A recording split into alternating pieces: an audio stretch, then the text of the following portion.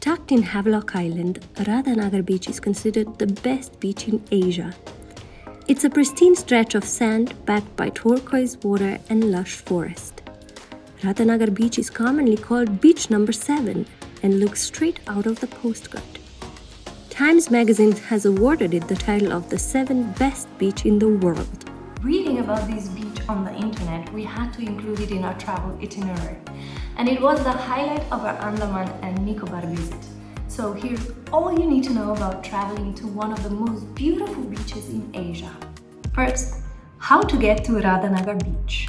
As I've already mentioned, Radhanagar Beach is located at Havelock Island, which means that you will first have to go to India and then you will need to travel to Port Blair, which is the capital of Andaman and Nicobar Islands, and then from there you take a ferry that will take you to Havelock Island. But let's break that down a little bit. There are two ways of getting to Andaman and Nicobar Islands. Both are domestic travels, so there's currently no international flights. However, they were constructing an international airport at the time of our visit, so within a year or two things might change. So there will be international flights available from other Asian countries nearby.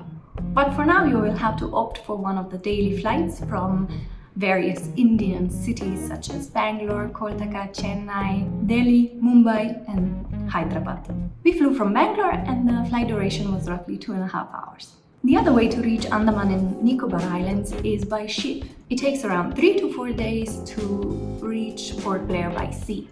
Ships sail from the port cities of Kolkata, Chennai and Visakhapatnam.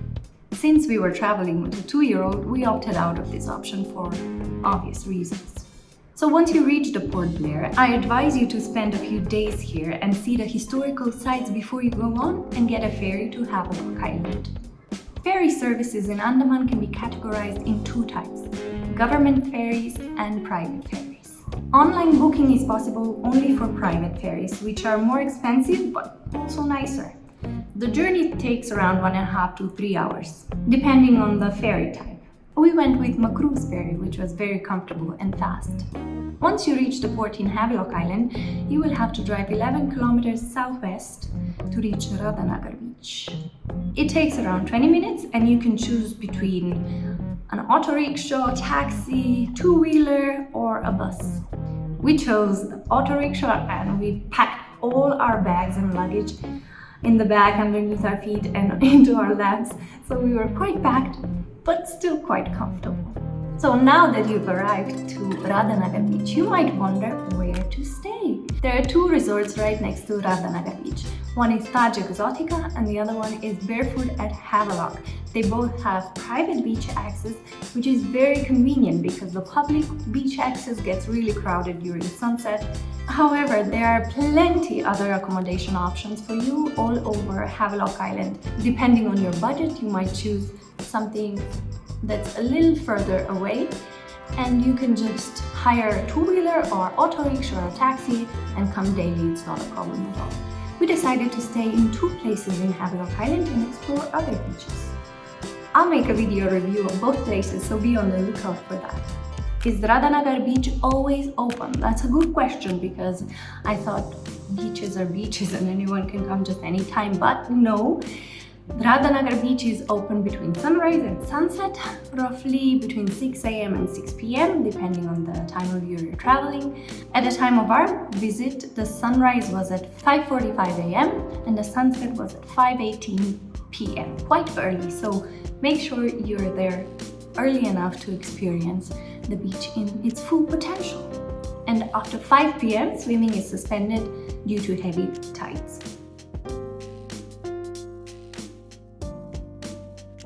The beach gets crowded in the early afternoon because everyone's there to see the sunset.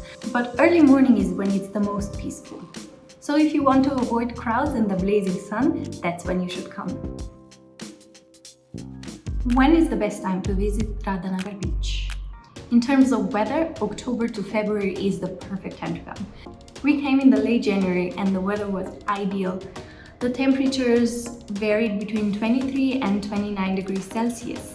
And the sea was so nice and warm. It was perfect. I think it had 28 degrees when we were there, and I didn't one seat.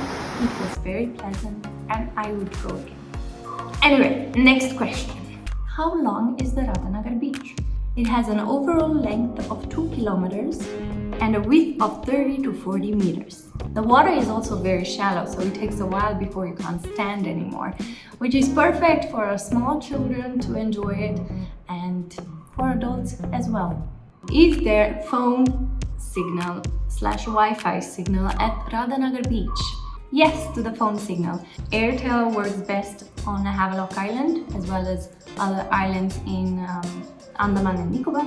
Obviously there's no Wi-Fi at the beach, but in the resorts you will find Wi-Fi. The Wi-Fi was surprisingly fast and reliable, so the Wi-Fi is available. Internet is accessible on the Havelock Island at some points at least. And this will be the last question I answer. Is it expensive?